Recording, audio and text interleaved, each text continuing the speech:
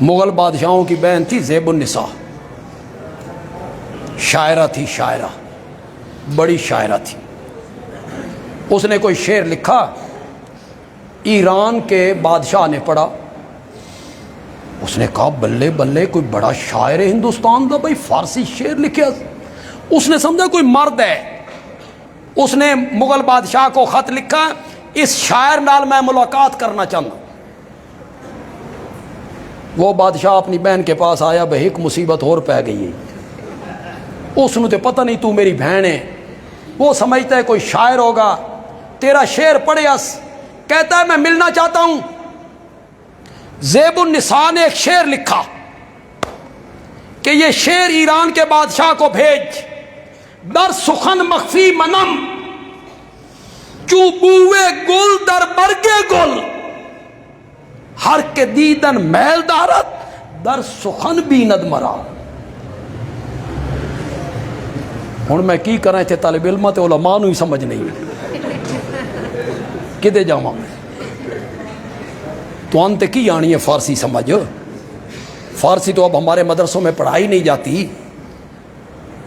زیب النساء کیا کہتی ہے؟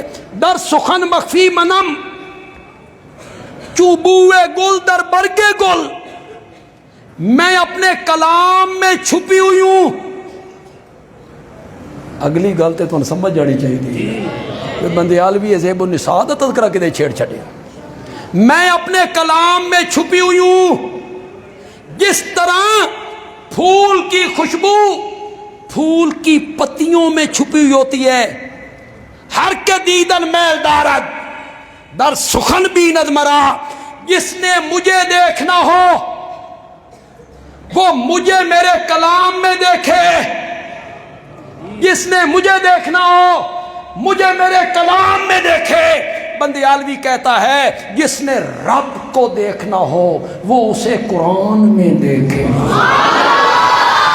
وہ کس کا کلام ہے؟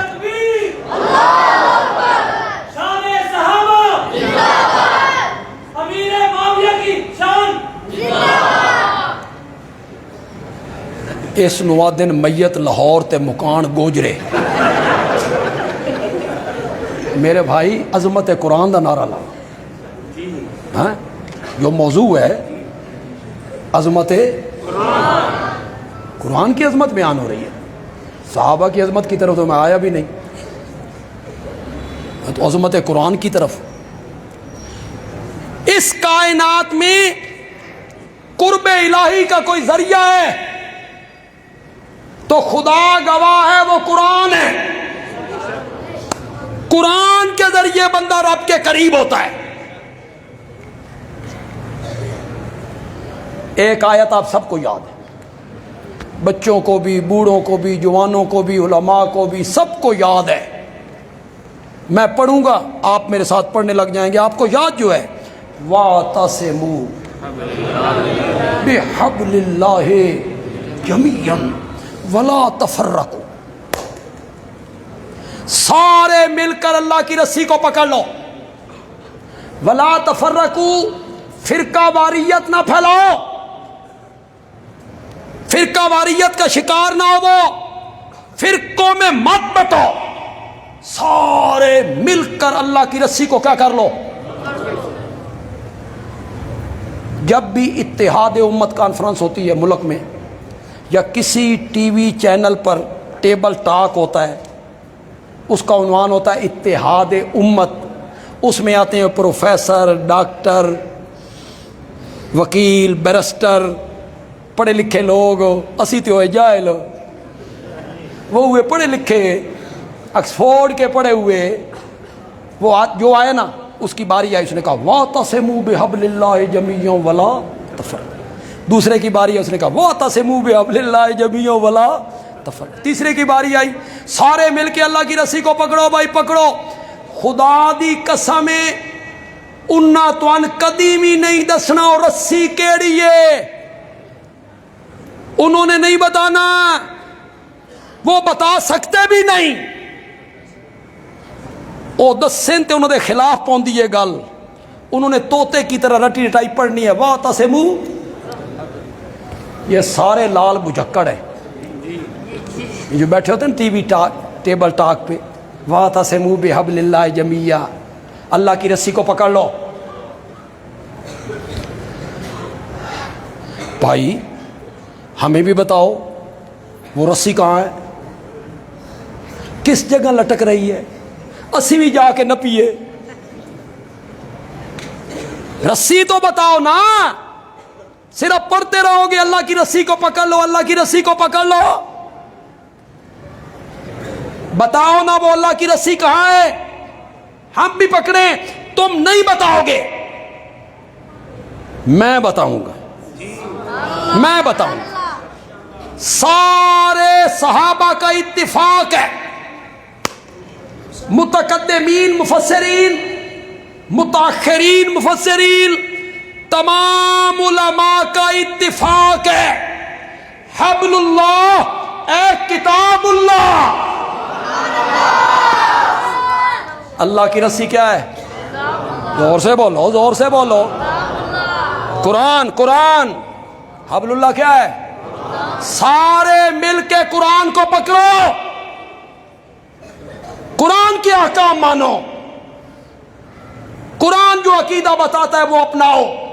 ولا تفرقوا، قرآن سے ہٹ کر کوئی عقیدہ نہ بناؤ. یہ فرقہ واریت ہے. وہ جو بیرسٹر صاحب ہیں، وہ جو ڈاکٹر صاحب ہیں، وہ جو وکیل صاحب ہیں، جو ٹیبل ٹاک پہ بیٹھے ہوئے ہیں، وہ اگر یہ کہیں بھئی حبل اللہ کیا ہے؟ قرآن ہے، قرآن ہے، قرآن ہے، تو ہم ان سے پوچھیں گے حبل اللہ تو کہتا ہے سودی کاروبار چھوڑ دو، قرآن کیا کہتا ہے؟ سودی کاروبار چھوڑ دو. آؤ نپو، آؤ پکڑو رسی. اس وقت کہتے ہیں سود نہ ہو نا جی تو ملک کی معیشت نہیں چل سکتی. ہوں حبل اللہ کدے گیا؟ صرف طوطے کی طرح حبل اللہ کرتے رہتے ہو. سامنے اینکر اور لڑکی بیٹھی، ادھر یہ بیٹھا ہے، سامنے وہ بیٹھی ہے، اس کے سر پہ دوپٹہ کوئی نہیں، اس کے یہاں تک بازو ہیں، اور یہ کہتا ہے واعتصموا بحبل اللہ. وہاں بیٹھ کے کہتا ہے حبل اللہ، کہتا ہے حبل اللہ. حبل اللہ کیا ہے؟ زور سے بولو زور. حبل اللہ کہتا ہے اذا سالتموہن، او میرے نبی کے یارو، اگر تم نے میرے نبی کی بیویوں سے کوئی چیز مانگنی ہو، کیسے سمجھاؤں آپ کو؟ اے حبشے کے بلال، اے طلحہ زبیر، اگر تم نے میرے نبی کی بیویوں سے کوئی چیز مانگنی ہو، سامنے آ کے نہیں مانگنی، سامنے آ کے نہیں مانگنی. فاسألوہن، ان سے مانگو من ورائے حجاب. ذرا حجاب کا معنی تو کرو، یہ کر دو کوئی ڈر نہیں، کرو. حجاب کا کیا معنی ہے؟ تم تو کہتے ہو پردہ مولوی کروانا چاہتا ہے، شریعت تو پردے کا حکم نہیں دیتی. یہی لال بجھکر جو ٹیبل ٹاک پہ بیٹھے ہوتے ہیں واعتصموا بحبل اللہ، واعتصموا بحبل اللہ، یہی وہاں بکواس کرتے ہیں پردہ تو دل کا ہوتا ہے. یہ مذاق بناتے ہیں. چہرے کا کیا پردہ جی، پردہ تو دل کا ہوتا ہے. یہاں تیرا دل زیادہ ستھرا ہے. بندیال بھی ایک جملہ کہنا چاہتا ہے، پہنچو گے؟ پہنچو گے؟ پہنچ جاؤ گے؟ تیرا دل زیادہ ستھرا ہے یا اس کا دل زیادہ ستھرا تھا جو چلتا فرش پہ تھا؟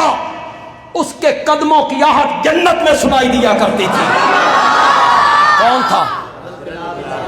اس بلال کو قرآن کیا کہہ رہا ہے؟ اور جن سے چیز مانگنی، جن سے چیز مانگنی، وہ میری ماں بہن کا زیادہ دل پاکیز ہے، آپ کی ماں بہن کا زیادہ دل پاکیز ہے. جن سے چیز مانگنی ہے وہ ہے جس کے بستر پہ جبریل قرآن لے کے اترا کرتا تھا، جن کو جبریل سلام کہا کرتا تھا، جن کی پاک دامنی کے لیے قرآن نے 18 آیتیں اتاری تھی. اس سے کوئی چیز مانگنی ہو اور مانگنے والا بلال ہو، سامنے آ کے نہیں مانگنی، من ورائے حجاب، پردے کے پیچھے سے مانگ۔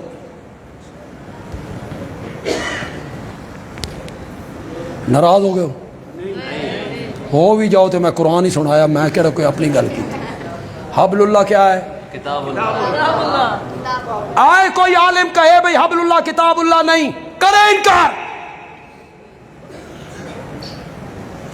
حبل اللہ اللہ کی رسی۔ دیکھو یار، میں آپ کا زیادہ وقت بھی نہیں لینا چاہتا، میں نے صبح 2 تقریریں اور بھی کرنی، ایک نماز سے پہلے کرنی، ایک نماز کے بعد کرنی، ایک عصر کے بعد کر کے بھی آیا۔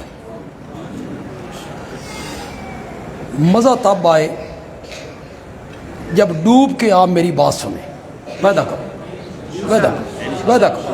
گہرائی میں اترو گے، مزہ لوگے، اس کا لطف لوگے۔ قرآن اللہ کی رسی ہے جو رب نے عرش سے لٹکائی ہے زمین کی طرف۔ اس رسی کا اوپر والا حصہ رب کے ہاتھ میں ہے اور اس رسی کا نیچے والا حصہ قرآن پڑھنے والے کے ہاتھ میں ہے۔ یہ رسی لٹکائی اللہ نے۔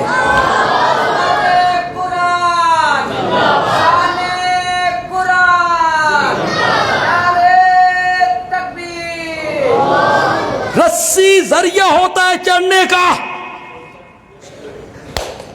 رسی کے ذریعے بندے چڑھتے ہیں، رسی ذریعہ ہوتا ہے چڑھنے کا۔ قرآن رب کی رسی ہے، اس کا اوپر والا سرا رب کے ہاتھ میں ہے۔ اس لیے بندیالوی کہتا ہے قرب الہی کا اگر کوئی ذریعہ ہے تو وہ قرآن ہے، جس نے رب تک پہنچنا ہو وہ قرآن والی رسی پکڑ کے پہنچے، قرآن والی رسی کو پکڑے اور پہنچے۔